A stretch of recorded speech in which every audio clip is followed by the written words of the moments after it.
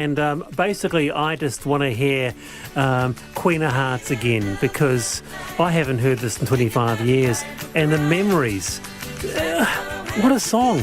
Weirdly, huh?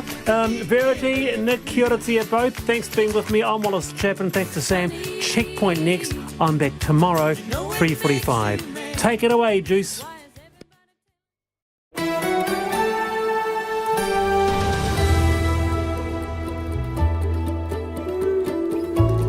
Kei te whakarongo mai koe ki te reo irarangi o Aotearoa. This is Checkpoint on RNZ National. I'm Lisa Owen. Now, haere nei, stop burning down the huts. A judge orders Tūhoe to cease its takedown of tramping cabins in Te Urewera and provide a list of what's been destroyed after one of its own takes legal action. We talk to a tramping club with skin in the game. Midterm mayhem and who will hold the power. We go live to the US. Rotorua's mayor on her timeline to end emergency motel accommodation. Things come to blows in a packed Auckland emergency department. And what does $1 million buy you in these sliding real estate markets? Virtual shopping, here we come. You can watch us live, Sky Channel 83, Freeview Channel 50.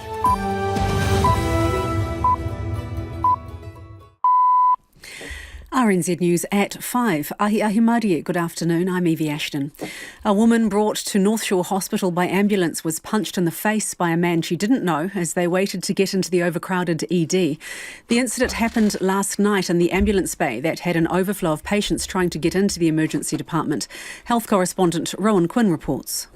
RNZ understands the man was brought in by police officers who then left. He began to throw things around, abusing a nurse, and the woman patient stepped up to reprimand him. He then punched her in the face, knocking her to the ground.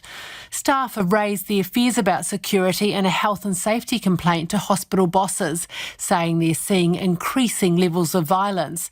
There's no dedicated security guard for the ED, and it's unclear whether there was one there last night. A Wellington high school that went into lockdown earlier today has been cleared after a thorough police search of the campus. Aotea College in Porirua went into lockdown for almost 3 hours late this morning after a threat was made against students. More than 500 pupils were at school at the time, some in the middle of exams. All were escorted from the grounds by police this afternoon. Principal Kate Gainsford says there were a lot of moving parts in the response from both police and staff. The team here were just scrambled very, very quickly and did everything they were meant to do and reassured people along the way. And now we'll be having those communications with students again tomorrow and with their families this evening so that they know what's going on and that everything's okay. Kate Gainsford says the school will be open as normal tomorrow. Police are still trying to identify who made the threat. The High Court has ordered a halt to plans to burn and demolish backcountry huts in Te Urewera. The trustee board of Tūhoe, Te Uru Taumatua, wants to replace some of the huts with what it calls more bespoke structures. The application to stop the work was brought by Wharenui Clyde Tuna, who is also Tūhoe. He describes the Trust's decision as hasty. Te Urewera hasn't been a national park since the Tūhoe settlement in 2014, with Te Uru Taumatua set up as governing body for the range. The National Party says giving the Commerce Commission new powers to regulate petrol prices is a throwback to the 1970s. The government is giving the consumer watchdog the ability to investigate unfair fuel prices from the middle of next year. Our political reporter Annika Smith has more. The proposal is part of a suite of measures aimed at ensuring consumers get a fair go at the fuel pump. National argues it's a leap back to the 1970s that does little to tackle the bigger issue driving high prices, inflation. Fuel company executives RNZ have spoken to have expressed no surprise and little concern at the government's move to further regulate the industry. They say it was flagged some years ago and, aside from being more red tape to navigate, will only hurt those who aren't already doing the right thing. And in the US midterm elections, the Republican Party is optimistic of winning back control of the House of Representatives. But Democrats remain hopeful they can cling on to a razor-thin majority in the Senate. More than a dozen Senate races remain too close to call, and some may not end with a winner announced today. The BBC's Sarah Smith reports. We're focused on each race that's on a knife edge for the Senate. often comes down to whether or not they're Trump candidates. So they're going to be watched really closely when we're looking at Pennsylvania, we're looking at Georgia, we're looking at Ohio. They're not a referendum on Donald Trump as such, but if his candidates do well, he's going to take that as real momentum to say, I'm the one who's got electoral appeal. It's not the Republican label that's getting people elected, it's the Trump endorsement that's getting people elected, and that will definitely stiffen his resolve to announce a White House run and to really think that he has a chance. In sport, making the playoff stages of limited overs tournaments has become a habit for the Black Caps, but winning has mostly eluded them. Tonight they play Pakistan in the T20 World Cup semi-finals in Sydney, their 5th semi-final in a row in white ball tournaments. However, skipper Kane Williamson says having the top prize elude them isn't playing on their minds. On any day, anything can happen. Now we're in a semi-final, which is a nice place to be, but it's about the cricket and about the type of cricket we want to keep committing to and keep playing. Recalled All Blacks halfback TJ Perenara says the Black Ferns have been inspirational. Perenara, who missed selection for the Ireland series and the Rugby Championship, is back in the All Blacks for this weekend's match in Scotland. He says he'll be screaming at the TV from Edinburgh when the Black Ferns take on England in this weekend's final. The growth in that team has been inspiring, not only for me as an individual, but for our team. I know they had some tough times last year, but they've come together, and the footy that they're playing out on the field is something that we all can be proud of as New Zealanders and fans of rugby, and we're looking forward to seeing them go to battle in the weekend. And former FIFA president Sepp Blatter says awarding Qatar the Football World Cup was a mistake. The Gulf state has been criticised for its stance on same-sex relationships, their human rights record and treatment of migrant workers. Blatter was FIFA boss when the Gulf state won the hosting rights in 2010. That's the news. Tonight on Nights, Colin Peacock examines the media's obsession with polls in Midweek Media Watch. How quickly are the planet's ice sheets and glaciers melting? We find out. And we're joined by Vera Lynn's former personal assistant. What's next for the legacy of one of the most enduring singers? Plus, we're at the movies with Simon Morris. That's all on Nights with Karen Hay after the news at 7 on RNZ National. And we're on air on rnz.co.nz and on your mobile. You're with Lisa Owen next on Checkpoint. Right now, there's short forecast from Met Service to midnight Thursday. For Northland, Auckland and Coromandel Peninsula, a few showers at first. Rain possibly heavy, developing tomorrow evening, and easterly winds becoming strong. Waikato, Waitomo, Bay of Plenty and the central North Island high country. Scattered showers, some possibly heavy and thundery in the west today, becoming fine tomorrow. Gisborne and Hawke's Bay, rain with heavy falls mainly about the ranges, easing tomorrow afternoon. From Taranaki to Wellington, also for Waded Upper, mainly fine. Isolated showers inland this afternoon. However, in Waded Upper, cloudy with showers overnight and tomorrow morning. Marlborough, Nelson, Buller and Westland, fine apart from isolated afternoon and evening showers inland today. Canterbury, cloud and a few showers spreading north this evening, becoming fine again tomorrow afternoon. Otago, Southland and Fiordland, cloudy periods and a few showers today, fine tomorrow. And for Rekohu, Chatham Islands, mainly fine. The time is 7 minutes past 5. I'll have news headlines for you and an update on traffic at 5:20.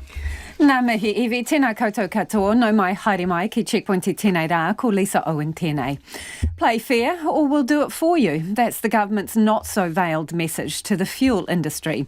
It's announced it's giving the Commerce Commission the power to set petrol prices if it thinks companies are acting in a way that keeps prices jacked up. But don't expect any quick fixes at the pump. Much of it won't take effect for another year or so. Here's our political editor, Jane Patterson. It's just one more cost for the burdened New Zealand household and business, fuel. And the country's facing an ever-changing environment with the closure of the Marsden Point refinery, Russia's invasion of Ukraine and climate change obligations. Transport fuels currently underpin the day-to-day running of our economy, and it's vital that we have good resilience in this fuel. The plan laid out by Minister Megan Woods includes giving the Commerce Commission the power to intervene if there's price gouging and stockpiling transport fuel on shore. However, action to combat anti-competitive behaviour could take up to a year, as the Commission would first have to investigate. Ms Woods says this is a significant new power. This is something that hasn't existed and certainly will be a key lever that is there to protect consumers to ensure that competitive pricing is occurring. Chief Executive of Z Energy, Mike Bennett, says it's an expected extension of much more transparency around pricing. Anytime regulations are in place, they are designed to keep people working within boundaries and to give the regulator the opportunity to step in when they're not. So we work within boundaries. Our performance is transparent. We report on it regularly and publicly disclose it, so we have nothing to fear from this. Gull Chief Executive Dave Bodger says it's just piling on more of a regulatory burden. We're not overly concerned, apart from here's another piece of red tape we need to comply with that goes on top of everything else, and it's greater compliance cost, which unfortunately ends up with the consumer in the end. Megan Wood says there's already been a noticeable drop in fuel companies' margins since a market study in 2019 and follow-up legislation. When we announced the fuel market study, regular petrol margins were at about 33 cents per litre. The most recent data we had for the week ended the 4th of November, they were about 17 cents per litre. There was 1 week in the middle of the year when margins peaked to 63 cents a litre and in the mid to high 40s in the weeks either side of that. Official documents attribute that spike to the invasion of Ukraine. But ACT leader David Seymour says the figures used by the minister do not tell the full story. You check the importer margin and you check it over the period that they introduced those new restrictions. There was no reduction. I have to admit I haven't checked them for a couple of months, but last time I checked was a couple of months ago and the importer margin was just as high as when those restrictions came in. National Party leader Christopher Luxon says the power to investigate unfair fuel prices is a return to the 1970s. We certainly don't want motorists being ripped off, and so by all means it's important that we have what we call information disclosure and we monitor pricing actions and competitive activity. But really the government's got to stop blaming a whole bunch of other people other than itself for not having a proper economic plan to deal with inflation. Another part of the plan is to delay the introduction of a new mandate requiring a higher percentage of climate-friendly biofuels by a year. Jane Patterson reporting there, and let us know what you think about potential intervention in the market. Text us on 2101, tweet us at checkpointrnz, or the email address checkpoint@rnz.co.nz. Tūhoe has been ordered to immediately stop burning down tramping huts in Te Urewera after one of their own took legal action. The land belongs to Tūhoe and its operational entity, Te Urewera, has been pulling down and replacing dozens of huts it says are already falling down and not fit for use. That's angered some hapu, trampers, hunters and conservationists. Wharenui Clyde Tuna, who is also of Tūhoe descent, asked the court to stop the destruction of the huts, saying burning them down caused great distress and loss of wairua. The High Court's interim ruling ordered the work immediately cease and Te Urewera release a complete list of the destroyed huts by 5 p.m. today. Peter Askey is the president of Ngā Tapawai o Tauniatua Tramping Club, which made a submission to the High Court, and he joins us now. Kia ora, Peter, what do you think of the decision? Oh, good evening, Lisa. Yes, we were certainly pleased to see the court injunction come through. I think it gives a breathing space for all parties to just, do a bit of talking and figure out where this whole thing really needs to go. What specifically do you need to talk about? What's the problem from your point of view? The replacement, I heard you just talk about replacement huts. Well, we don't understand that there are any replacements, and we've been pressuring the Minister of Conservation for a good week now to provide us detail on that, and we just haven't seen any. So, we're quite concerned that maybe there are no replacements planned. So do you know exactly which huts have been burned down or destroyed? Yes, we've just seen a list released by the court at 5 o'clock, which has 29 out of 56 have been burnt. And what does that mean for people who may be using Te Urewera over the summer? Well, let's all hope it's a fine summer and it doesn't rain. Without being facetious, the huts are very important for travellers and trampers, hunters. as a contingency, as a backup, while we might go on multi-day tramps and carry a tent, we always know that a hut's there. If the weather goes bad, and this is New Zealand, we can get very changeable weather. If there's an injury in the party, then there's a hut available. And for anybody who's spent 3 hours slogging through the wet bush and wading through rivers, having a hut to retire to at the end of the day is pretty good. Peter, I imagine you know the area quite well. 29 huts, how many does that leave still intact? 29 out of 56. That leaves 27, doesn't it? Yeah, so were you surprised by the number that have been destroyed already? I wouldn't use the word surprised. I think that a lot of words are being used around it, Lisa. But like what, Peter? The common theme, I think, is disbelief. And why? Were you consulted? No. What do you think of that? We were very much blindsided by it. Well, disappointed, obviously, as a major recreational user in Te Urewera. Yeah, we have a stake, and we've made offers in the past to help with huts, to say, hey, look, if there's a hut needs a bit of work done on it, come talk to us. We haven't got a lot of resources, but we'll do what we can, help out. That's not been taken up. We've spoken to Tūhoe in the past, and they say that they spoke to the people that they felt were appropriate before making the decision. They want to put in more suitable huts. And I suppose one of the arguments is it's Tūhoe's land. Should it be their choice? A lot of people use the area, and a lot of Tūhoe people are very upset about what's happening. I think you see that with the court injunction and the protest that was held in Rotorua 2 weeks ago. So I think we do need to distinguish between Tūhoe and Tut. Really appreciate your time, Peter. That Peter Askey is the president of the Ngā Tapawai o Taniatua Tramping Club, talking there about the interim order from the High Court telling Tūhoe to cease burning down the huts in Te Urewera. It is 5:15. Kia mau tunu mai. You're listening to Checkpoint on RNZ National. Let's go to the US now for a crucial day in the country's politics. Today's midterm vote is not only a battle for the control of Congress and the Senate, but a referendum on the first 2 years of Joe Biden's presidency. Will it open a pathway for Donald Trump to come back in 2024? Well, joining us now live from Capitol Hill in Washington, D.C. is CNN correspondent Isabel Rosales. Hi, Isabel. Hi, Lisa. Thank you for having me. How are the results stacking up so far? All right. So let me break down bit that we know, right? And things are seesawing, moving all over the place. It is chaos, and that's the beauty of American election day. So in the House, we see that Republicans have picked up 5 House seats, and that is significant because if they maintain that net gain, that means that they will hold the majority in the House, and that breaks up the Democratic majority in both chambers. Looking over to the Senate, which is kind of like the upper house, right? The race for Senate control there is locked in a dead heat, with Republicans projected to hold 44 seats, Democrats 43 seats, and we are still waiting on many more results.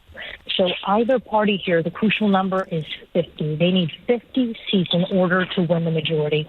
But Lisa, I want to preface that election night, that term is a bit misleading. It suggests that once the night is over, the results are in. But that is not the case. The reality here, it's better to actually think of an election week, maybe even an election month. There are so many nuances here in the United States, 50 states, so many counties. When the polls close, when absentee or mail-in votes get counted, these have a huge impact. In Pennsylvania and Michigan, there are laws that actually ban early counting of mail-in ballots. And here's why it matters, Lisa. In Pennsylvania, election day votes, those are counted first. Those lean more Republican. Then the mail-in ballots are counted. Those tend to lean Democratic. So in Pennsylvania, we're looking out to see if a red mirage, that so-called term, red mirage, could happen here, where it appears that there's a Republican dominance, but then those more Democratic votes are counted in. In Arizona, the opposite is true. Those mail-in ballots, those tend to be counted first. And then there's like wonky rules. Like in Georgia, for example, you have to get 50% of the votes plus 1 vote in order to not have a runoff election. We're not there yet in Georgia. It's quite possible that they will face a runoff come December 6th. So we might not get those results for quite some time. Lisa. So, Isabel, it is a marathon rather than a sprint, but if we can just explore some of the potential outcomes, if the Democrats lose control of one or both, the House and the Senate, does that make Joe Biden a lame duck president? So Biden has certainly been projecting optimism, right, publicly, but his team has been bracing for losses. So Biden said during a rally, quote, if we lose the House and the Senate, it's going to be a horrible 2 years. According to our sources, Biden, his advisors, they privately acknowledged that there's just isn't a viable path for Democrats to hold on to the House majority. Now you're asking, what does that mean? So if Republicans get control of either chamber or both chamber, that will essentially doom Democratic priorities. Things like climate change, abortion access, voting rights, those are going to be in question. Also on the chopping block, billions of dollars set aside to boost the Internal Revenue Service, legislative priorities that Biden has had, even the stream of money going into Ukraine. We recently did an exclusive interview with Kevin McCarthy. He's the Republican House Minority Leader. He's now poised to perhaps take over the role of Nancy Pelosi as Speaker of the House, a very powerful agenda-setting role. And he said about Ukraine that the money will continue, but they will not write, quote, blank checks. Plus, McCarthy, as a leader, he has left open the door to potentially launching impeachment proceedings against Biden, or even allowing House investigations into members of his own family like Hunter Biden. So bottom line, if the Republicans take control of either chamber, it's going to make governing much harder for President Biden. And what a lot of people will be interested in, Isabel, is how Donald Trump endorsed candidates are going and what's his plan in terms of the next presidential race. Right. And if Republicans have a good election night, Trump will certainly take ownership of that. Why? Because it could freeze the field. He's worried about potential other candidates like Governor Ron DeSantis, a Republican who's highly popular in Florida and just won his race today. Even his former vice president, Mike Pence. So Trump's endorsements, they are important to him. It tests him as a kingmaker. His ability to maintain influence inside of the Republican Party is tied to that. His endorsement must remain powerful. And as we've seen today, the election day, this field is packed with Trump-endorsed candidates. On the flip side, look at Georgia. Governor Brian Kemp won his primary against Trump-endorsed David Perdue. So that exposes also the limits of Trump's influence over the GOP.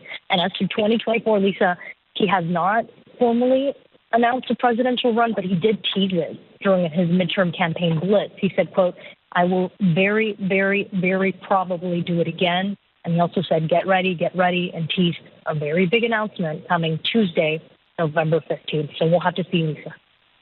Watch this space. Thank you so much for your time. That's Isabel Rosales, who is joining us live there from Capitol Hill in Washington, D.C. She's with CNN. It is 22 minutes after 5 and you're with Checkpoint on RNZ National. Homai o whakaaro, we would love your feedback on anything you've heard on the program this evening, intervention in the fuel market, and also what do you make of the old huts being destroyed in Te Urewera? The court has put a temporary hold on that work, and Tūhoe has been asked to report back on which ones have been burnt or destroyed. 2101 on text.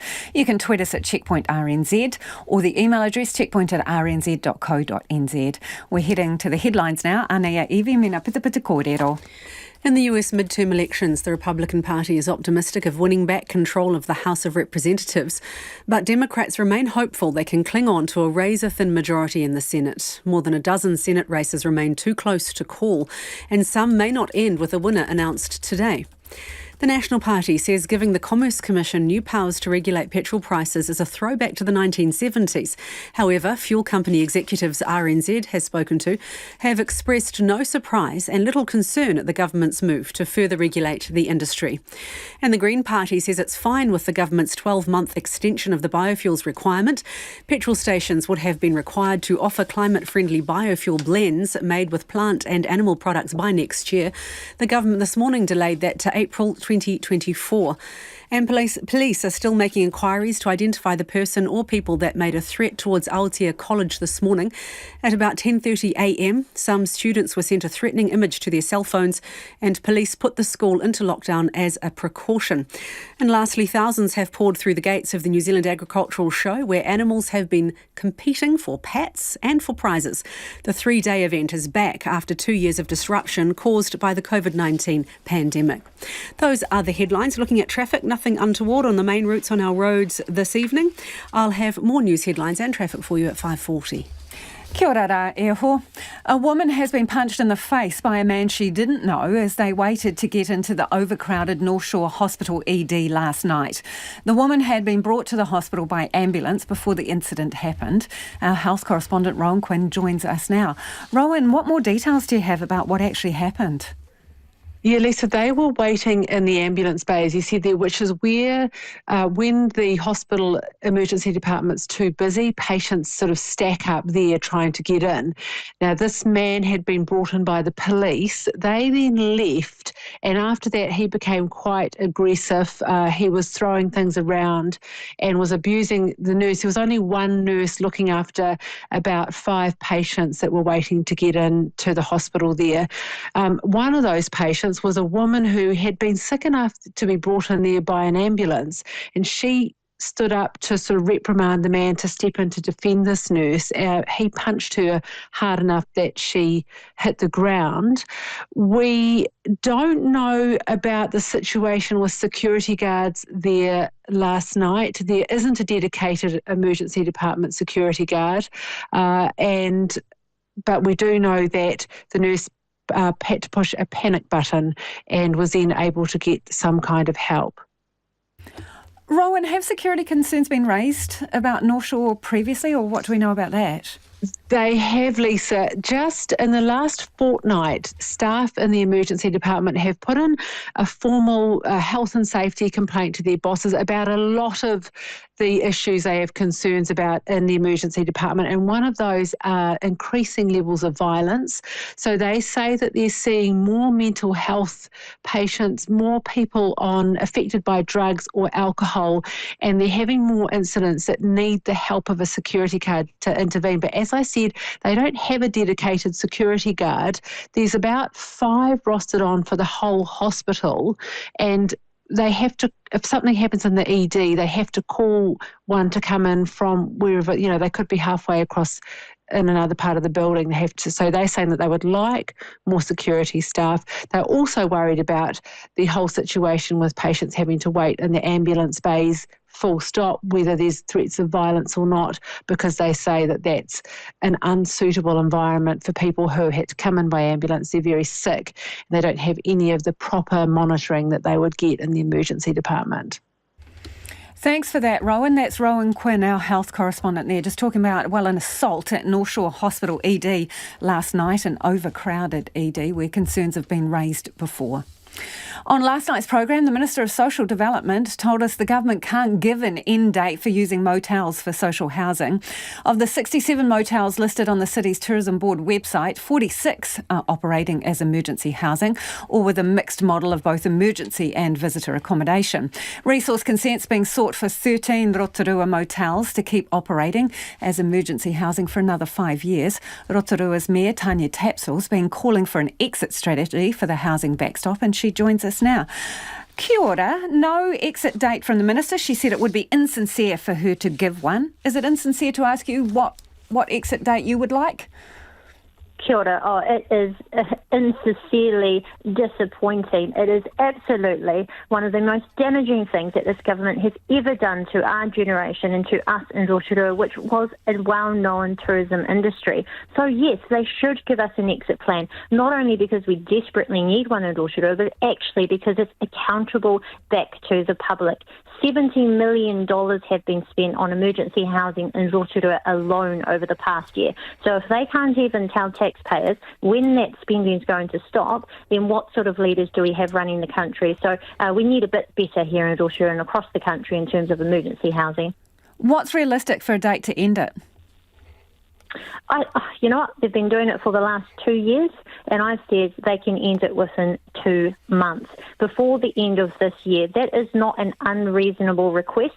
Remember, motels are being used illegally. These buildings are consented to be short-term accommodation, tourism accommodation. We do need some form of emergency housing. Yeah, because where do you put the people? If you have a 2-month deadline, where are the people going?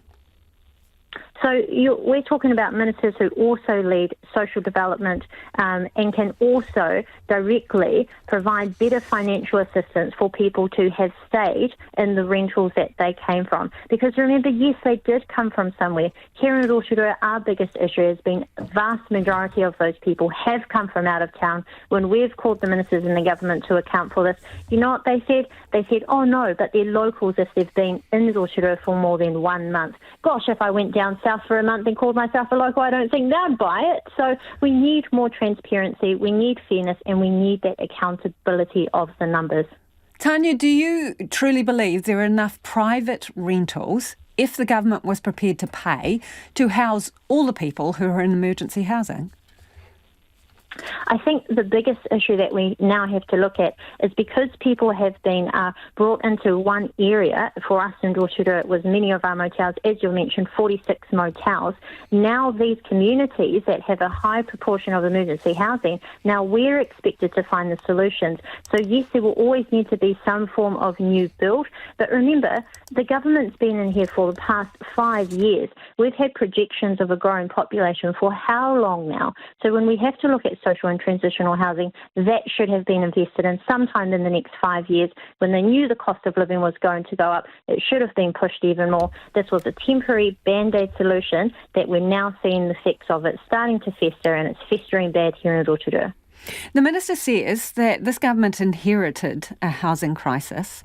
Homes need to be built, and the Labour government is building those houses at a record pace. But they didn't make the problem, they inherited it, they say. Yep, they inherited it a whole 5 years ago, and it was many, many budgets where they could have been putting in urgent investment for social and transitional housing. I do have to give credit, though, to Minister Woods, Minister of Housing. She has come to meet with me personally in Rotorua, and we have talked about the great things that we can do in terms of building the social and also transitional housing. But again, it's at how do we just increase the supply of housing in general. So we are working alongside iwi partners and their aspirations for land, because unfortunately, you know, about 80% of people in our emergency housing in Rotorua are Māori.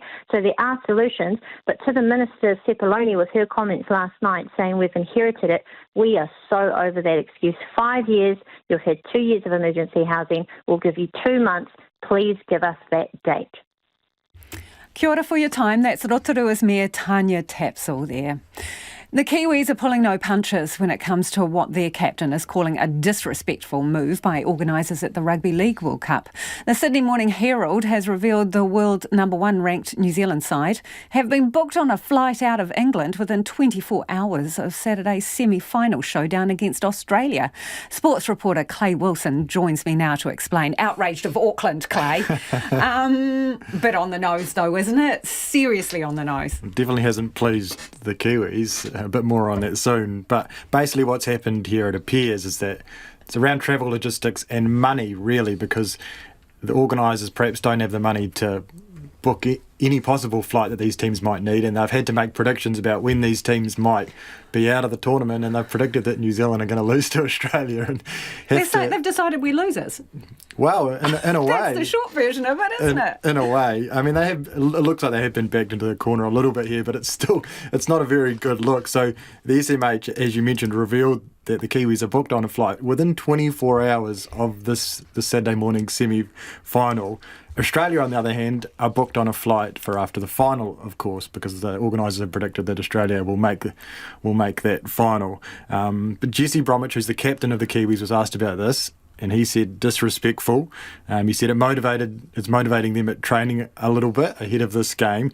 And Jordan Rapana, who plays on the wing for the Kiwis, he actually went as far as to say the organisers are going to lose money because they're going to have to reschedule the Kiwis flights because they're going to win this game. And if that does happen, $380 per ticket for the Kiwis if they do win this game, that's going to cost the organisers. And it's actually already cost them because the Tonga-Samoa semi-final, Samoa won that game, but the organisers had predicted, in fact, the other result cost them around $10,000, it's reported, that they had to change the flights for both teams, of course. So, yeah, a bit going on here and a bit of extra motivation for the Kiwis. We're looking forward to a sweet cold serve of revenge. Let's hope it happens. Absolutely. And the next one is an innovated thing from New Zealand Cricket, who's reviving a Kiwi classic to be the anthem of the cricketing summer. Ooh, what's this? It's all the way back to the year 2000 here, rewinding the clock a bit, and an artist named Kinkapisi, who a lot of listeners will be familiar with. He had a very famous song called Screams from the Old Plantation. It's one of those songs that when you hear the start of it, for a lot of us, you instantly know what song it is. It was a real classic of that time, and New Zealand Cricket have done a bit of a collaboration with them and done a bit of a remake of the song, and we've actually got a bit of it that we're going to play now.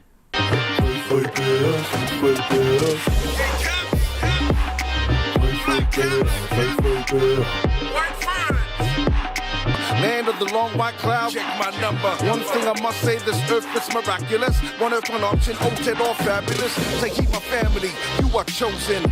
Himalaya mountain top cities and oceans. I rep New Zealand, England, Sri Lanka, Bangladesh and India. Places I'm sailing, Wow, it just brings back memories for me. Yeah, you recognise it straight away if you're of a certain age. The original is visually a great tune.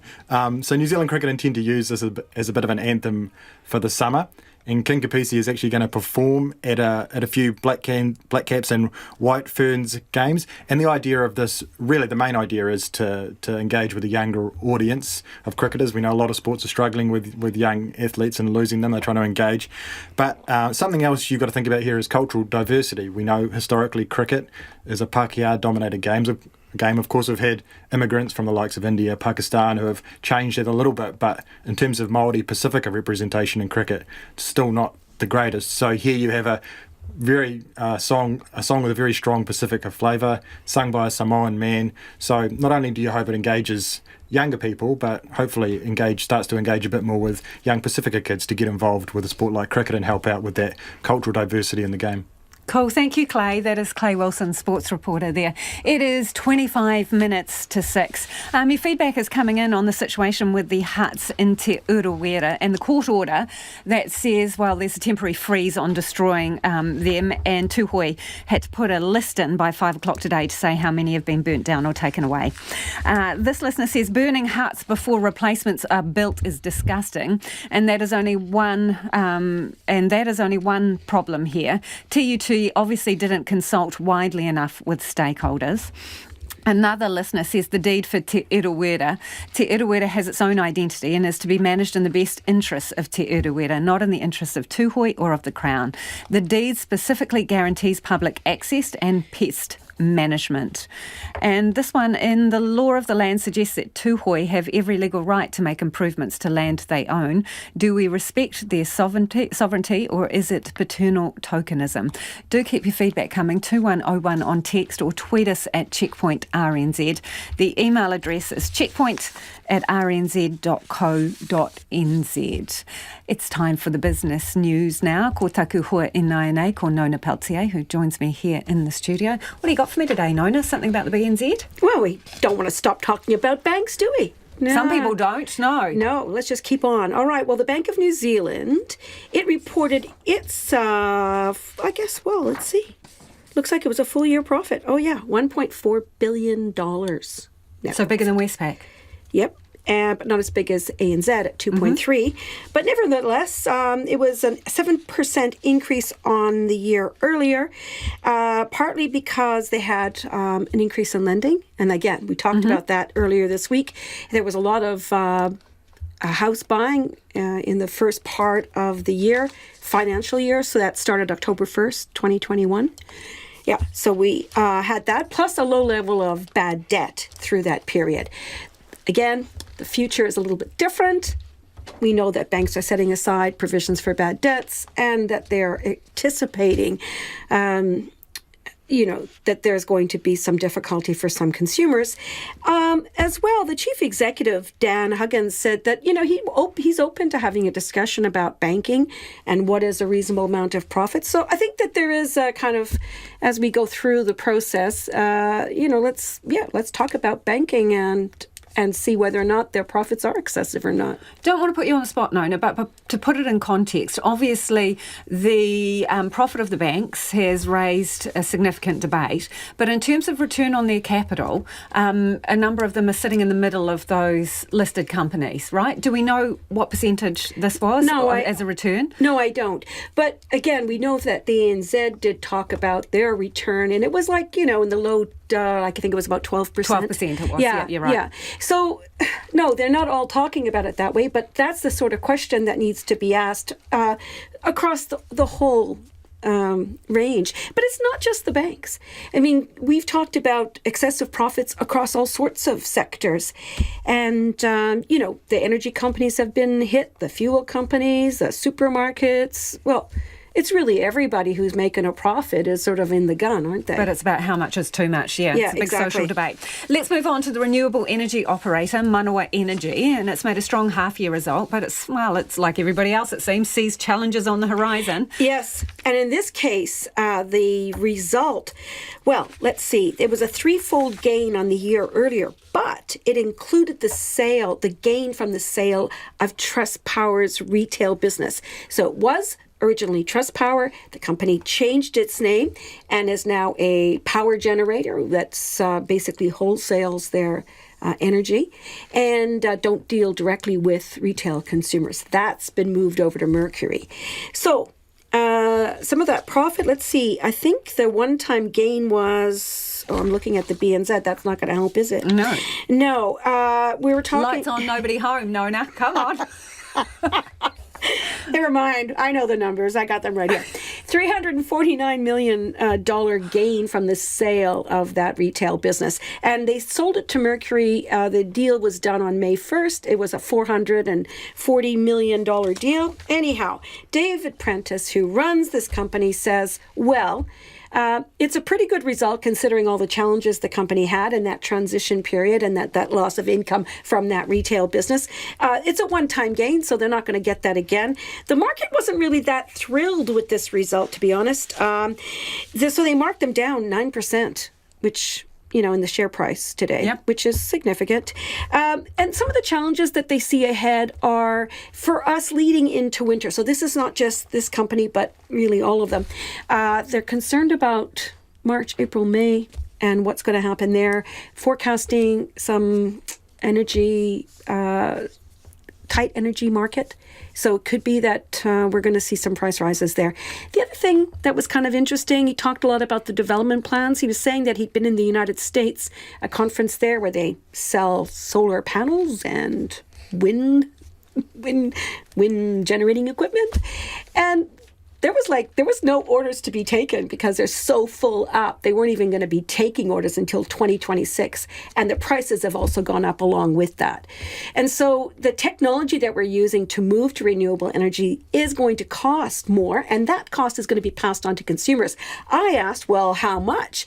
And what he said was, luckily, technology, which is also an investment cost, offsets some of the costs that they're going to have to put into that hardware that they're going to need, the machinery and so on. So we're going to see a big change as we move closer to that renewable energy goal of 100%.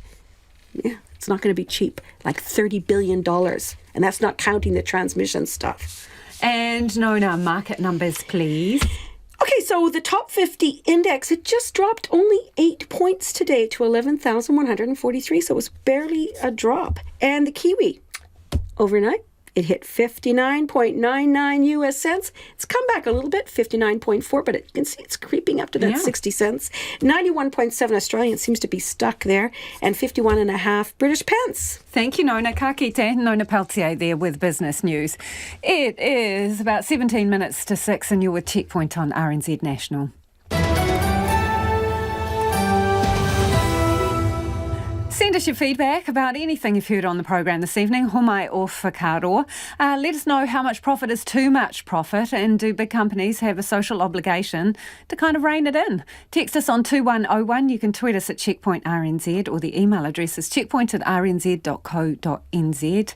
Evie's waiting patiently with the headlines. Ko Evie anō tēnei. Kia ora, Lisa. A woman brought to North Shore Hospital by ambulance was punched in the face by a man she didn't know as they waited to get into the overcrowded ED. The incident happened last night in the ambulance bay that had an overflow of patients trying to get into the emergency department. National MP Sam Uffindell appears to have gazumped his own party in announcing his new portfolios. In an Instagram Q&A, Mr Uffindell has revealed he's National's new Associate Innovation and Technology spokesperson and has also picked up the Associate Regional Economic Development role. That's despite no announcement from the party, and his profile on National's website remains blank. The first polls in the US midterm elections have closed, with Republicans predicted to win the House of Representatives, but exit data says it's too close to call the Senate. Demand for food support has skyrocketed, but there's not enough donations to keep up with demand. A survey from food charities found the cost of living and the pandemic were the top reasons people needed food support. And millions of historical New Zealand photographs are going to be auctioned to the public starting next week. The photo archives of Fairfax media were sent to the United States to be digitised in 2013. Despite the national importance of the photos, the current owner says Fairfax didn't express an interest in getting the photos back. Those are the headlines. Looking at traffic, everything appears to be moving normally. I hope everything looks good from where you're sitting in the traffic. I will have news and weather for you at 6 o'clock. Thanks, Evie. The housing market has experienced a sharp turnaround over the past year, with double-digit declines in value in all the main centres. And there's no sign yet that those house prices have hit the bottom. Depending where you are on the real estate ladder, the current state of the market could be a blessing or a curse. If you're looking to buy, there's potentially deals to be had. Bridget Burke looks at what $1 million buys you. Welcome to the inaugural episode of Checkpoint $1 Million-ish listings. Starting in the city of Sales, if a bargain floats your boat, go west, pioneering house hunters, to Massey. This Triangle Road prospect has 3 beds, 1 bath, 167 square metres of house, 350 of land and a 2-car garage. A tidy weatherboard 2-storey, allegedly a perfect first home. Urgent sale, the headline screams, $131,000 under CV. Listed at $919,000. There's change from our imaginary mill. Wandering down the island, picture this brand spanking newbie in the Hamilton suburb of Chartwell. Brick exterior with a whiff of mid-century modern about her. 3 beds, not 1 but 2 baths, study, living area. Did we mention it comes with an island? So you can holiday at home in the kitchen. Floor area is 172 square metres. Room, the blurb says, to live it up. Apparently this place also shouts modern pizzazz. Quieten down and we'll tell you the price. $999,000. To the capital of price drops now, Wellington tops the list of main centres for declining property prices, with a 17.6% drop in values in the first 10 months of the year. So $1 million. Buys you what? It's a little over budget. Inquiries over $1,045,000 in Brooklyn, not the Big Apple, but apparently a real estate morsel. Agents Steve and Elsie say this 3-beddy 2.5-bath home has fantastic sun and sweeping bush and Cook Strait views with charming indoor-outdoor living. Do you really need that in Wellington? Oh, and it's close to a Decile 10 school. Landing in Christchurch now, if you can believe what you read. Opportunity is beckoning in Wigram. Here's the highlights from the sales pitch. Modern kitchen with oversized granite bench, walk-in pantry and quality appliances, which seamlessly leads to a sunny dining room. Additional study nook is a good home reading corner, sited on a sunny corner prized section. 4 beds, 2 baths, 220 square metres of architect-designed house. Asking price, $989,000. Wigram's apparently not beckoning the current owner. They're off to Oz.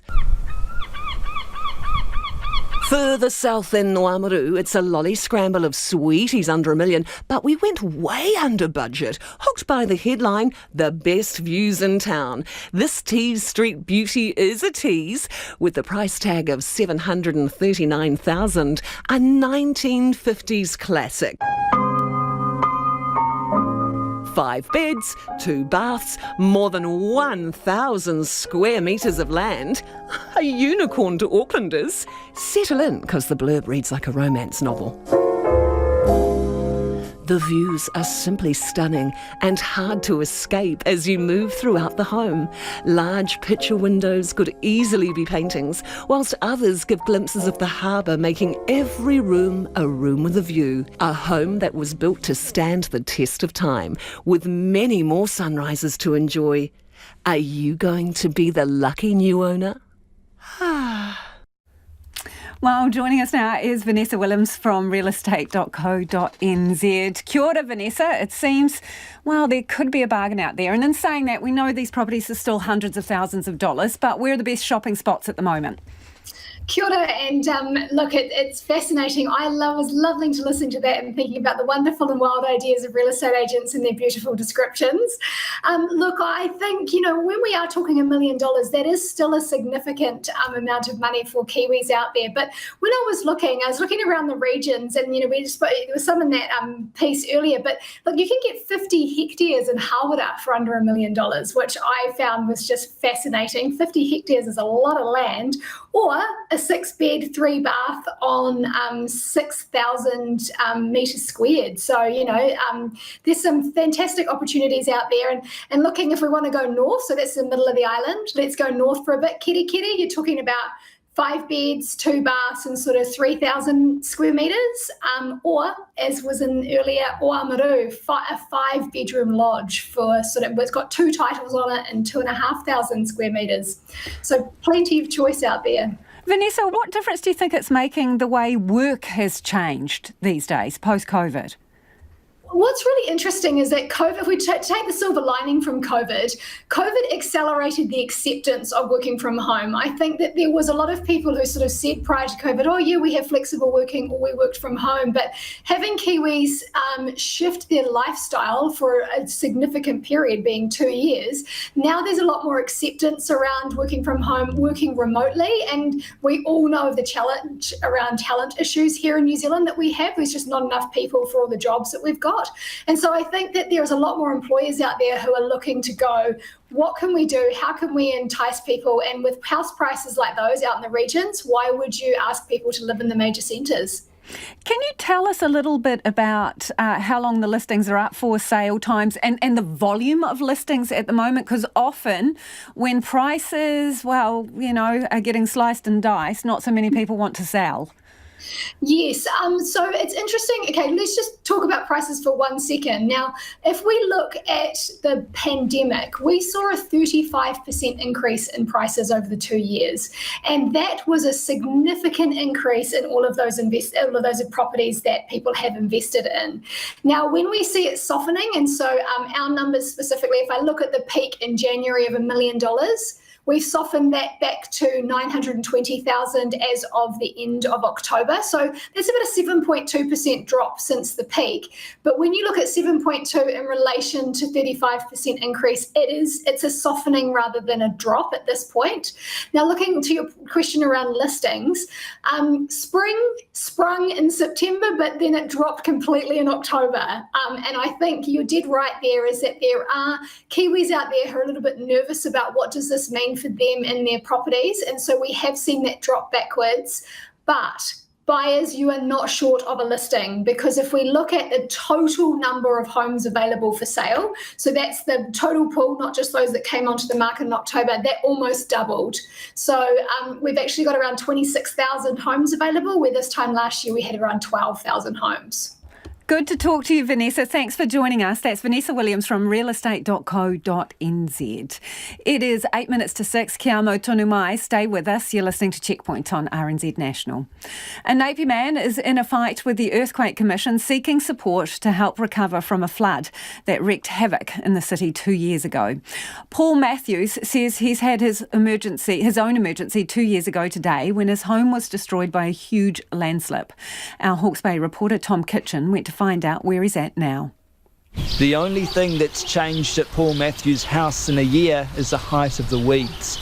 It's another wet day in Napier today, bringing back memories of the onslaught of rain that hit the city 2 years ago. To get to the backyard, we clamber through his hallway through a blend of dried mud and sewage that's been there for 2 years. We then have to climb through a window because the weeds are so overgrown we can't walk around the side paths. Like a bit of a jungle out here. I wasn't quite expecting this, but I'm in for an adventure. Do you believe me about my 8 foot tall weeds now? We're at the back of Paul's property on Hospital Hill. We're actually 1 year since I saw you last time. What's changed? Physically nothing, apart from another year of overgrowth. And I guess also another year of expenditure on engineering and so forth. He's found out he has to demolish his home. I spent 25 years on this house, renovating it. I've pretty much done everything you can think about it, and I've brought my kids up, so it's been a home, and I poured my heart into it, I poured all my money into it. It was destroyed mostly in seconds when the landslide occurred, but just watching a house deteriorate over 2 years like this, it's not nice to watch. Getting the land sorted has been one of the hardest things, dealing with Toka Tūake, the Earthquake Commission, or EQC. It's been costed to fix the land at 1.6 million, and the payout from EQC was 240k, so I'm 1.3 million short. His lawyer sent a letter to EQC, calling the settlement woefully inadequate, seeking to speak with the Commission, otherwise threatening legal action.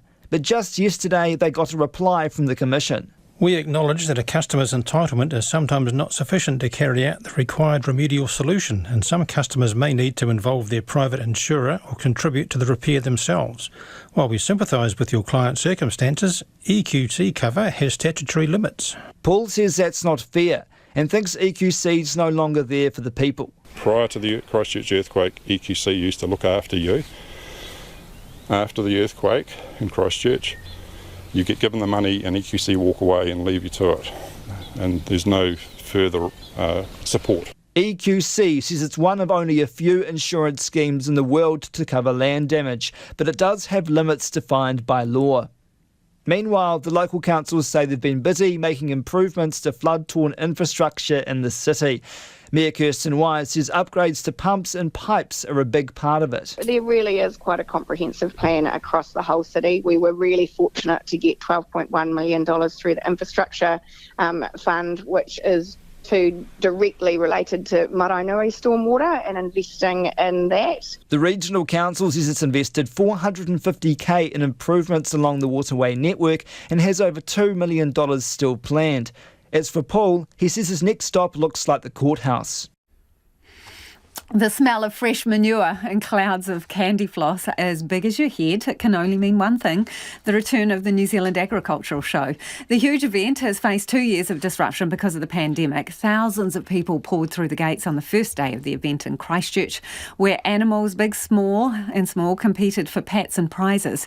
Our reporter Jean Edwards and cameraman Samuel Ralstone went along. It's not always easy getting your ducks in a row, but Marlborough man Don Stewart and his heading dog Charm make it look simple.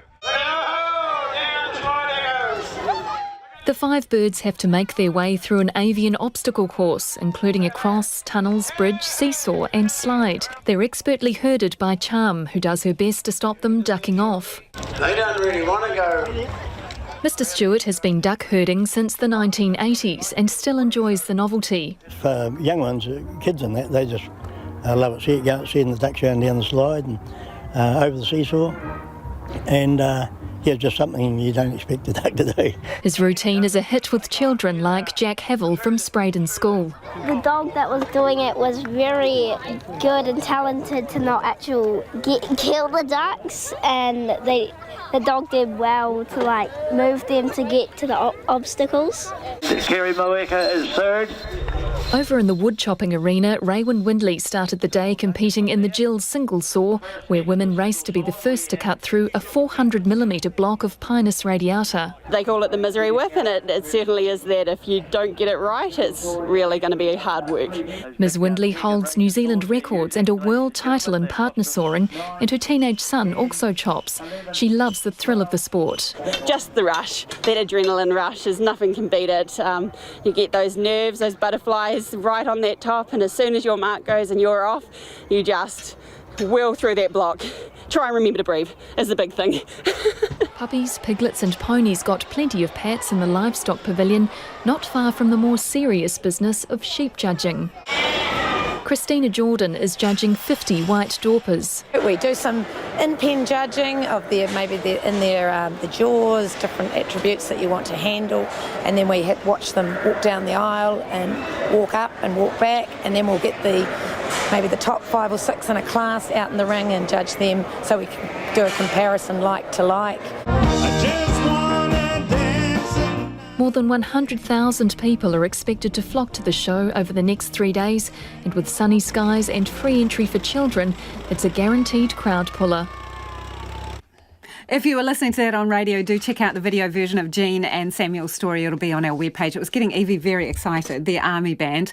And I just remember the childhood days of balancing the consumption of candy floss while getting on the rock and roll rides. You know, it wasn't the one that misidentified the geese, no, Lisa, as ducks. It was a bad combination. Yes, the geese. But anyway, check it out online. You can see the pictures for yourself. Feedback on a number of things. On the huts in Te Urewera. Stand by. Let me bring this up. I got distracted by the geese/ducks. This person says burning huts before replacements is disgusting.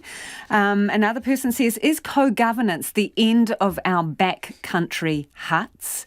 Brian from Ngā Motu's got in touch. Hi, Brian. And says Tūhoe knows best for Te Urewera. On the subject of the US midterms, quite a few eyes on the numbers coming in. American midterms, who's going to win, says one listener. Another says, following the US midterm elections and the US news media commentary, apparently it's bad news for Trump. A number of Republicans will feel emboldened for the top job if they're successful. Trump will think it's all about him, this person says. RNZ News at 6 o'clock. Ngā mihi o te pō. Good evening, I'm Evie Ashton. A tramping club says it's in disbelief after learning that 29 of the 56 huts in the Ureweras have been destroyed. A court injunction has ordered Tūhoe to immediately stop burning down the tramping huts. Te Uru Taumatua, the governing body for Te Urewera, wants to replace some of the huts with what it calls more bespoke structures. The president of the Ngā Tapuwai o Taniatua Tramping Club, Peter Askey, has told Checkpoint the injunction gives affected parties breathing space to discuss the hut's future. Well, we don't understand that there are any replacements, and we've been pressuring the Minister of Conservation for a good week now to provide us detail on that, and we just haven't seen any. So, yeah, we're quite concerned that maybe there are no replacements planned. Peter Askey says huts are crucial for travellers and trampers. The Mayor of Rotorua says the government's social housing initiative is the worst thing it's ever done to the city. The government can't provide an end date for using motels for social housing, with 46 of the 67 motels listed on the city's tourism board website operating as emergency housing or with a mixed model. Tanya Tapsell has told Checkpoint the city is desperate for an exit plan. She says it's not unrealistic for a plan to be implemented before the end of the year. A woman brought to North Shore Hospital by ambulance was punched in the face by a man she didn't know as they waited to get into the overcrowded emergency department. The incident happened last night in the ambulance bay that had an overflow of patients. RNZ understands the man was brought in by police officers who then left. He began to throw things around, abusing a nurse, and the woman patient stepped up to reprimand him. He punched her in the face, knocking her to the ground. There's no dedicated security guard for the ED, and it's unclear whether one was there last night.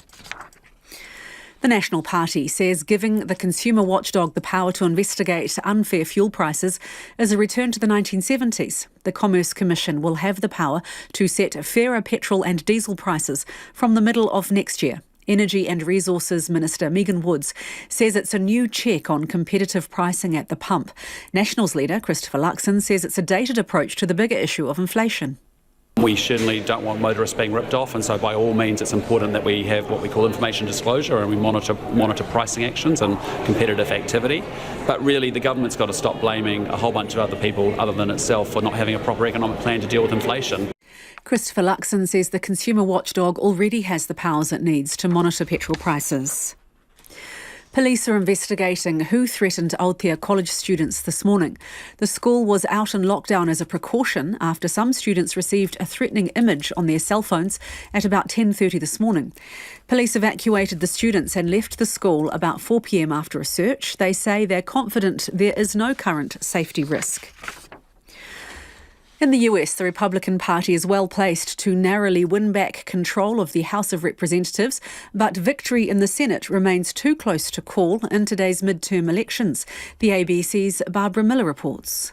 As far as the House of Representatives is concerned, it does seem at the moment that the Republicans will take back control of the House. That was widely predicted. The Senate, that's a much more interesting and a much tighter race. A couple of those key races, the Pennsylvania race, the Georgia race. Now, if neither of those two main candidates there, Herschel Walker or Raphael Warnock, gets 50% of the vote, that will go to a runoff, and that runoff won't take place until early December.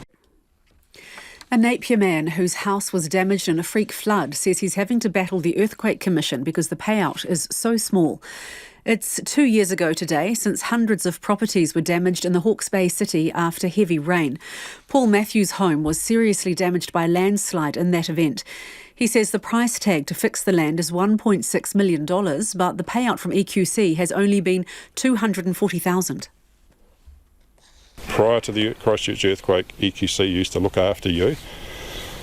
After the earthquake in Christchurch, you get given the money and EQC walk away and leave you to it. And there's no further support. EQC says it sympathises with Mr Matthews, but it has legal limits on payouts. National MP Sam Uffindell appears to have jumped the gun in announcing his new portfolios. Mr Uffindell has revealed on Instagram he's National's new Associate Innovation and Technology spokesperson and has also picked up the Associate Regional Economic Development role. That's despite no announcement from the party and a blank profile on National's website. The Tauranga MP didn't have any portfolios when he was stood down from caucus in August. Since his return, Christopher Luxon has refused to answer when he'll get any or what they'd be. Mr Luxon plans a reshuffle before the end of the year. After inquiries from RNZ, the party confirmed Mr Uffindell's roles. And thousands of people have poured through the gates of the New Zealand Agricultural Show in Christchurch today. The 3-day event is back after 2 years of COVID disruption. Children have been enjoying the ever-popular duck herding by Don Stewart and his heading dog Charm. Mr Stewart says he still enjoys the novelty. For young ones, kids and that, they just love it. Go out, seeing the duck going down the slide and over the seesaw. And yeah, just something you don't expect a duck to do. Were they ducks or were they geese? We'll have to check the tape. Equestrian events, wood chopping and the children's farmyard have also been crowd pullers today. That's the news. Tomorrow after 1pm on Afternoons with Jesse Mulligan. In our series on sporting history, Grant Quinn tells us about the first team to represent New Zealand at the Special Olympics in Baton Rouge, Louisiana in 1983. We play Link 3 and Grant Morris is in Sydney, but he'll join us to talk about some of the big issues in Australian history right now, including genealogical links with New Zealand and the growing interest in Aboriginal history. That's on Afternoons with Jesse Mulligan from 1pm tomorrow on RNZ National. Kei te whakarunga mai koutou ki te reo irirangi o Aotearoa. We're funded through New Zealand On Air, and you're back with Lisa Owen next on Checkpoint. Right now, the short forecast from Met Service to midnight Thursday. For Northland, Auckland and Coromandel Peninsula, a few showers at first. Rain possibly heavy developing tomorrow evening, and easterly winds becoming strong. Waikato, Waitomo, Bay of Plenty and the central North Island high country. Scattered showers, some possibly heavy and thundery in the west today, becoming fine tomorrow. Gisborne and Hawke's Bay, rain with heavy falls, mainly about the ranges, easing tomorrow afternoon. From Taranaki to Wellington, also for Waded Upper, mainly fine. Isolated showers inland this afternoon, however in Waded Upper cloudy with showers overnight and tomorrow morning. Marlborough, Nelson, Bulla and Westland, fine apart from isolated afternoon and evening showers inland today. For Canterbury, cloud and a few showers spreading north this evening, becoming fine again tomorrow afternoon. Otago, Southland and Fiordland, cloudy periods and a few showers today, fine tomorrow. And for Kohu, Chatham Islands, mainly fine. It's 7 minutes past 6. I'll have news headlines for you at 6:30. Nā mihi Evie, no mai hoki mai. This is Checkpoint, ko Lisa Owen tēnei. Americans went to the polls today in the crucial midterm elections, and right now it's looking a little better for the Republican Party, but it appears the red wave Conservatives hoped for hasn't quite eventuated. Republicans are well placed to narrowly win back control of the House, having already flipped some of the seats they needed to. But with a handful of states still to be counted, power in the Senate is still very much up for grabs.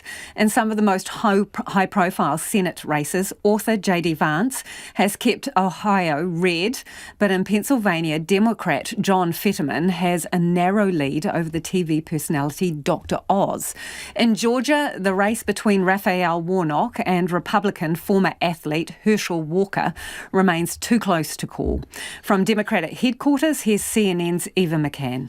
There is a whole lot of cautious optimism here. Close aides, the campaign manager just leaving the stage, not saying a whole lot, just maintaining that they are feeling good. I did speak with a Democratic strategist working with the campaign, and he says, look at DeKalb County, look at Fulton County, look at the major areas around Atlanta. That is where they are tracking tonight. They are looking to see if the Biden voters from 2020 are going to stick with them. They're also feeling good about these split ticket voters because it is splitting in a way that seems to be good for Senator Warnock. And overall, they are confident in the strategy that they have employed here for the past several weeks by really characterizing Warnock, who is a reliable Democratic vote, but characterizing him as a moderate, as someone who can appeal to a wide swath of Georgians. All of that optimism, though, couched with the fact that a lot of votes still need to be counted.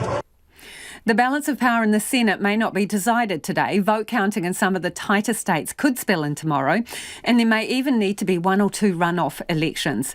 But in key governor contests, it's been a good night for Conservatives. In Texas, Greg Abbott of the Republican Party beat out Beto O'Rourke. Republican Brian Kemp defeated the prominent voting rights activist Stacey Abrams in Georgia, while potential future presidential candidate Ron DeSantis won re-election in Florida. We've seen major challenges for the people of our state, for the citizens of the United States, and above all, for the cause of freedom. We saw freedom in our very way of life in so many other jurisdictions in this country wither on the vine. Florida held the line. Meanwhile, Democrat Moira Healey became the first elected female governor in Massachusetts and America's first openly lesbian governor. The high-profile Democrat Alexandria Ocasio-Cortez was re-elected to the House in New York, and so was Ilhan Omar in Minnesota.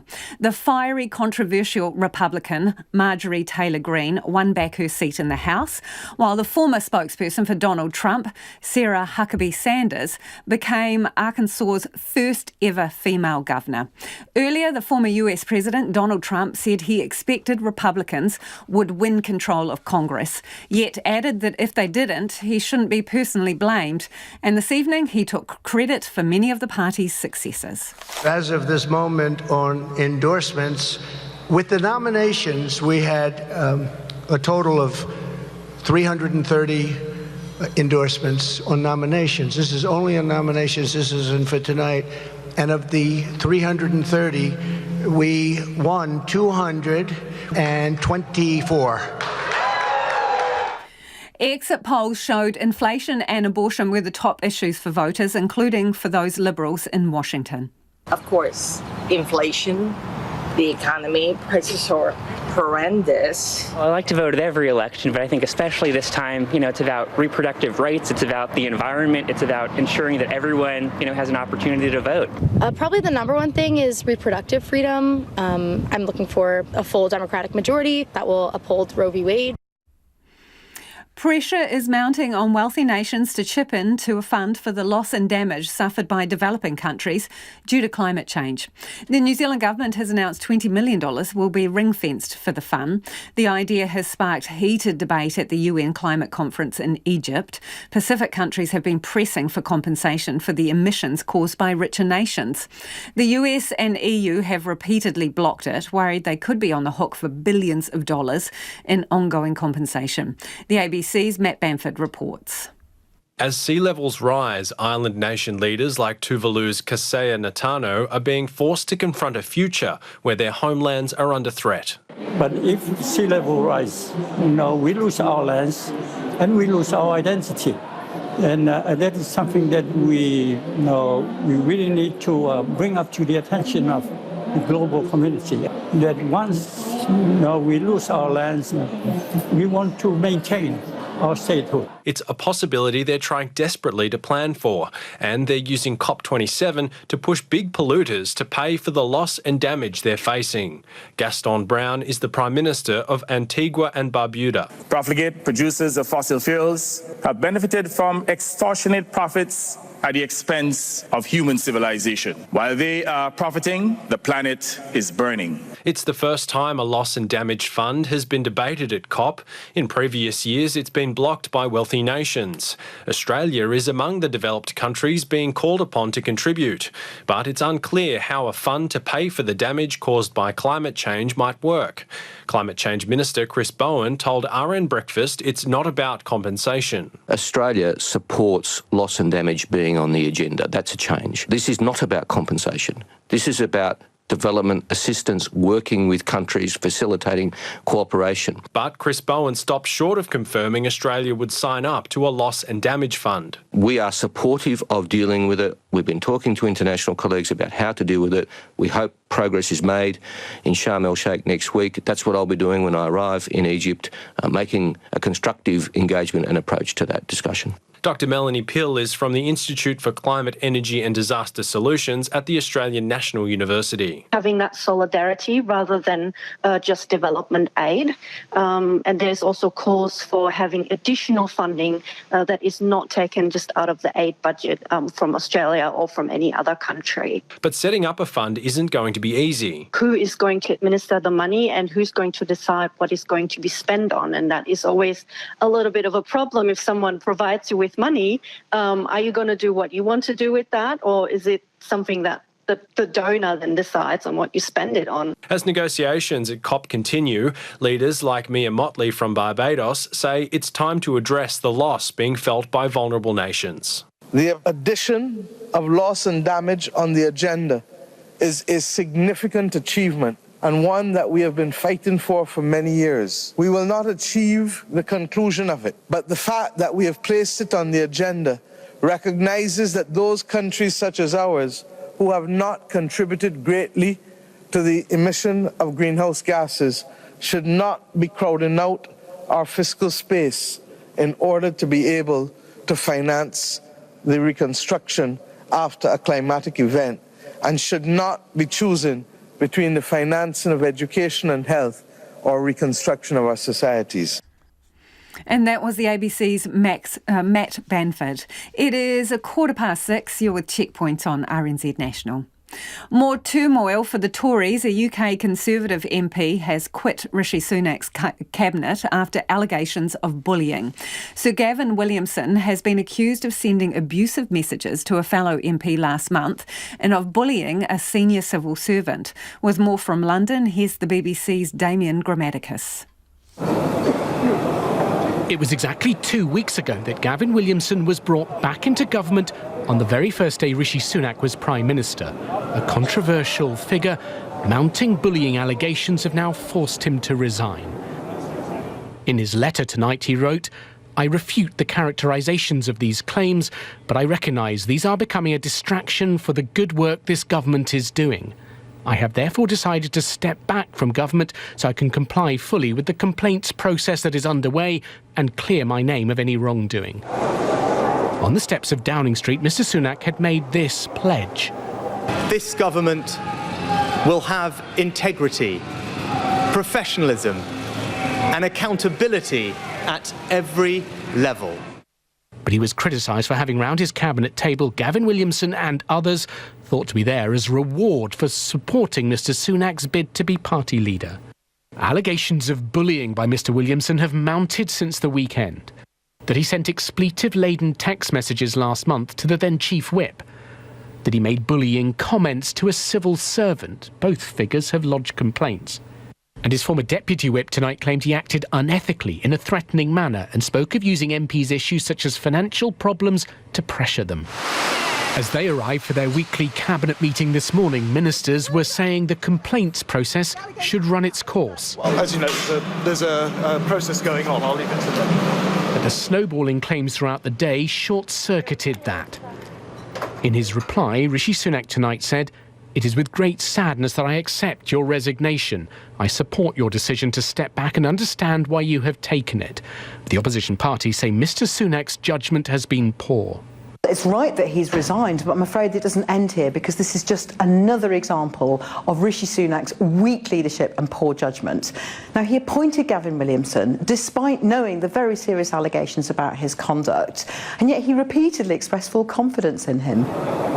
Gavin Williamson was brought into government first by David Cameron. He was sacked as Theresa May's Defence Secretary for leaks, sacked again as Boris Johnson's Education Secretary. Now he's out for a third time. He's fallen on his sword, and clearly that's the right thing to do. I'm glad he's taken that decision. If you are the story, you're distracting from everything else. So well done, Gavin. And Rishi's got my number if he knows who to appoint next. Last week, Rishi Sunak faced attacks in Parliament for his choice of Suella Braverman as Home Secretary. Tomorrow, he's back in the chamber and facing little doubt more criticism of his choices. A Qatar World Cup ambassador has told German television homosexuality is damage in the mind as the Gulf state prepares to host the global tournament in less than 2 weeks. Qatar has a poor record on its treatment of workers and the lack of basic human rights for LGBT people. There are also rumours of corruption and questions about how the oil-rich nation won the hosting rights in the first place. The BBC's Jane Dougal has more. A protest to pressure FIFA days before a World Cup in a country where same-sex relationships are illegal. And fresh controversy, as former Qatar player Khalid Salman, now an ambassador for the tournament, was asked about homosexuality. He told a German broadcaster it was haram, which means forbidden, but he went further, denouncing same-sex relationships. But do you think gay is haram? It's haram. Because why is haram? I am not one big Muslim, but it's haram. Why? Because it's damaging the mind. At this point, a World Cup official steps in, bringing the interview to an abrupt halt. His words, though, have upset many, including Helen Hardy, the founder of LGBT football team Manchester Laces. It was so definite, what was said, and so deeply offensive, and I don't think it could be taken any other way. So we're quite clear on how they feel about LGBTQ plus people. The 2022 FIFA World Cup is Qatar. It's been controversial from the start. 12 years ago, when Qatar was given the 2022 World Cup, there was wide criticism. Not just on the outlawing of homosexuality, also their poor human rights record and unbearable temperatures forcing the tournament to be moved to the winter months. The then FIFA president, Sepp Blatter, was a champion of the decision at the time. However, speaking to the BBC for an upcoming 5 Live podcast, Blatter admitted it had been a mistake, not for any of the obvious reasons. It's a big organisation. It needs also a big country. Qatar is too small to do that. I said to myself, I was right at a certain time to say we should not go there. Labour MP Luke Pollard, who is openly gay, says this cannot happen again. I think FIFA has real questions to answer about how they make sure that the World Cup goes to places where fans can support their team, be true to themselves and not have to hide in the closet to be able to support their national team. More than 1 million visitors are expected to travel to Qatar for the World Cup. Despite the words of Khalid Salman, the host country's organisers have said that everyone is welcome. As the climate summit takes place in Egypt, further south, millions of Africans are struggling to survive amid a devastating drought. Cattle and livestock, crucial to the way of life, are also suffering. The BBC's Anne Goji has more from a livestock market in Kenya. Buckling under the weight of their malnourished bodies, these cows are simply too weak to even stand. Farmers say they have no choice but to bring whatever livestock they still have living, no matter how malnourished. They are selling them for what they are, throw-away prices, as going home empty-handed is not an option for them. Making any money from their cattle when they are in such a sorry state is not easy. They will just die. It is meaningless to keep them. We can't say that we are selling at a profit. Right now, having cattle can't help you. When you enter this market, you sell for $50. That's not enough for a person with a family. Farmers and their families used to be able to fetch up to $500 per cow. Now they are going for as little as $100. Everybody is desperate.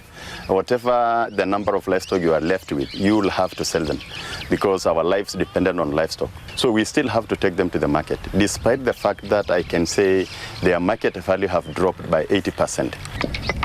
The situation back in the farmers' villages is just as dire. Scenes of carcasses burnt to avoid the pungent smell of rotting cattle are common. With no grass for grazing, many herders have resorted to feeding their cows a special mix of wheat and maize flour just to keep them alive. But even this adds to their financial worries as they are having to pay around $25 to $30 per sack of flour. And it is the hope of every livestock trader who comes here into Kemana Market that happens weekly that he will sell off all his livestock, because going back home with them may mean death. With cattle one of the main sources of income for many Kenyan pastoralists, they are being left with a stack of choice to sell them for whatever they can get at the market or watch them slowly and painfully die at home. I sell at loss, nothing but a loss. There is nothing I can do because my children depend on me. I also have to feed the cows with flour, so I'm feeding the cows and the children. The UN Human Rights Chief is calling on Egypt to immediately release a jailed British-Egyptian pro-democracy activist. Alaa Abdel Fattah's life is believed to be at acute risk. He's escalated his hunger strike and has stopped drinking water. The BBC's Caroline Hawley has more. Alaa Abdel Fattah is Egypt's foremost human rights defender. His family say he looks nothing like this anymore, that months of hunger strike have left him skin on bone. He rose to prominence during the Arab Spring of 2011 and became an icon of the revolution, but hopes that this would be a turning point that ushered in a proper democracy were thwarted. This was Alaa Abdel Fattah in 2013, holding his son Khalid, surrounded by supporters. The following year he was jailed for allegedly organising a protest. He was released in 2019, but was back in jail within months after sharing a Facebook post about the torture of another prisoner. He spent most of the past decade behind bars. This is where he's now being held. His family have had no news of him since his last drink of water on Sunday. His younger sister Sanat flew to Sharm el-Sheikh from London to lobby for his release. We don't know anything. I don't know if he's alive or not, but I'm telling myself he can't be dead. What's your message to the British government? Do your best and show that it's serious and that it will affect the relationship, and do your best. You have a duty to your citizen, and this is also insulting for you. Yesterday, Rishi Sunak met Egypt's President Sisi. Downing Street says he stressed the UK's deep concern about Alaa Abdel Fattah. Egyptian officials say they're offering him food, drink and medical treatment, but are still refusing to allow the British Embassy access to him. Abdel Fattah is in great danger. His dry hunger strike puts his life at acute risk. And there is a lack of transparency as well around his current condition.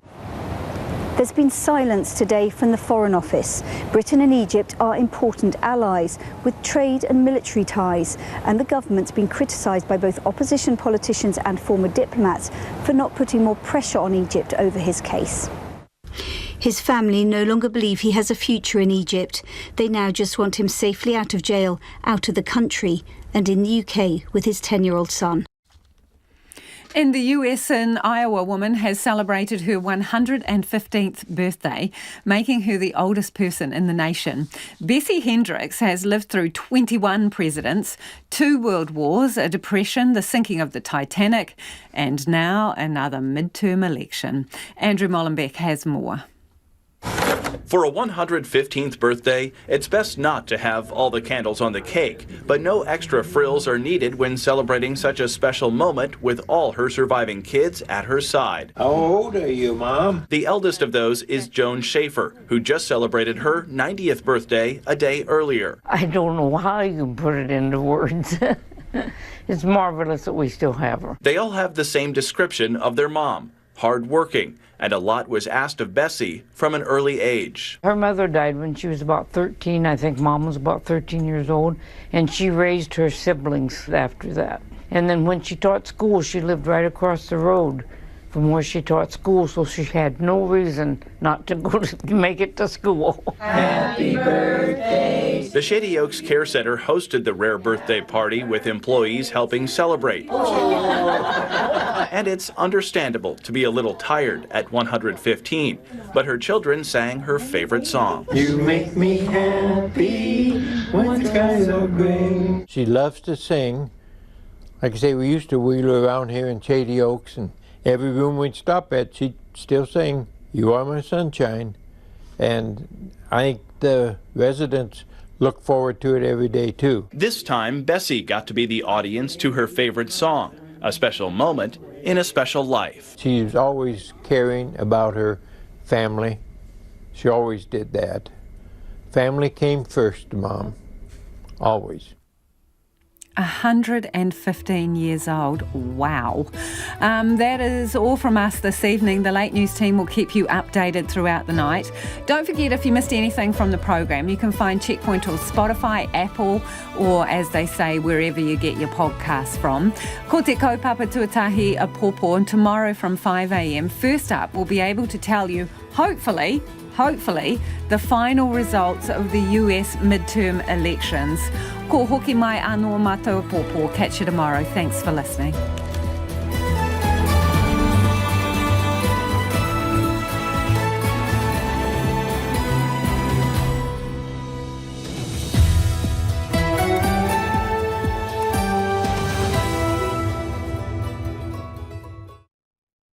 RNZ News headlines at 6:30. Good evening. Kia ora tātou, ko Evie Ashton tēnei. In the US midterm elections, the Republican Party is optimistic of winning back control of the House of Representatives, but Democrats remain hopeful they can cling on to a razor-thin majority in the Senate. The Mayor of Rotorua is calling for an end to the government's social and emergency housing in the city. The National Party says giving the Commerce Commission new powers to regulate gas prices is a throwback to the 1970s.